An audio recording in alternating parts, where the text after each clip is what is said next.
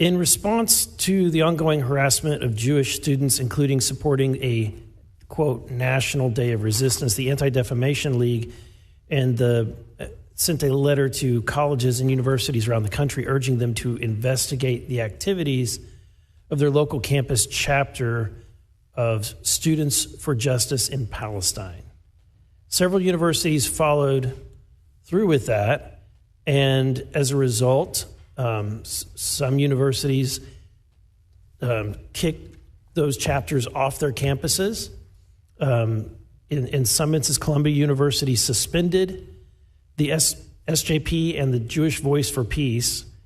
What steps have your universities taken to address the Students for Justice in Palestine? Dr. Gay. Thank you for the question. So, as I indicated earlier, I reject so much of the hateful and reckless speech. I don't want to I just want to know, have you taken any steps, have you followed suit with these other universities to remove this hateful organization from your campus? We do not punish students for their views, but we hold them accountable for their conduct and behavior. And any conduct that violates our rules against bullying, harassment, or intimidation, we take action. So your answer is no. Doesn't it concern you that your policies say that intimidation is a factor for removal, and yet this group clearly their very presence is an intimidating factor to Israeli students? Do you have any concerns? I'm concerned about students who don't feel safe and welcome on our campus, and wanting to make sure, and I want to make sure that they receive all the support that they need. And when other students transgress and violate our policies, they will be held accountable. Thank you. Ms. McGill, can you tell me, at your university, have you taken actions to remove the Students for Justice in Palestine? Thanks for the question, Representative Burlison. We have similar policies, which is that any organized student group must comply with the rules of the university, and if they have violated those rules, they can be non-recognized. Okay. And then Mrs. Kornbluth, same question. So as far as I know, we do not have an SJP chapter. We do have students who are allied with, are interested in advocating for the Palestinian cause, but we are not aware of any national links of that group. The next line of inquiry has to do with the lack of reporting standards when it comes to these foreign contributions, as was mentioned by my colleague.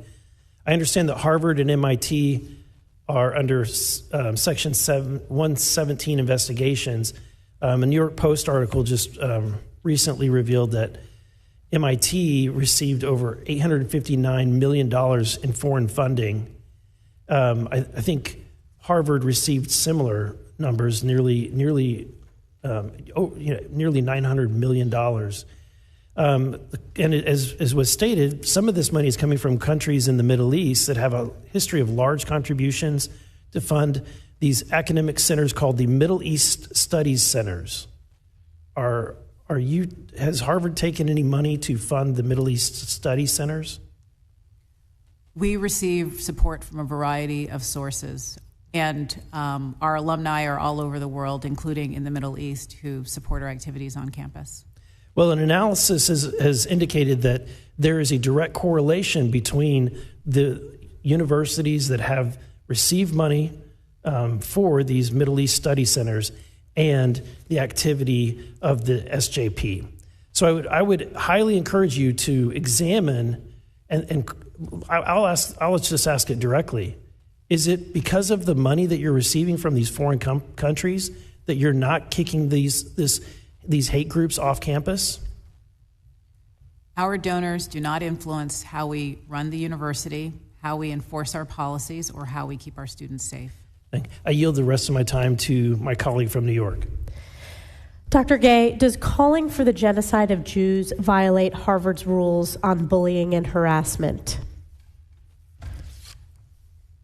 The rules around bullying and harassment are quite specific, and if the context in which that language is used amounts to bullying and harassment, then we take action against it. Can you say yes to that question of does calling for the genocide of Jews violate Harvard's rules on bullying and harassment? Calling for the genocide of Jews is anti-Semitic. So yes. And that is anti-Semitic speech. And as I've said, and it's a yes. When speech crosses into conduct. And it's a yes. I've asked the witnesses. When speech crosses into conduct, we take action. So is that a yes? Is that a yes? The witness hasn't answered. Madam Chair, is that a yes? You cannot answer the question. Crosses into conduct. I'm sorry. We take action.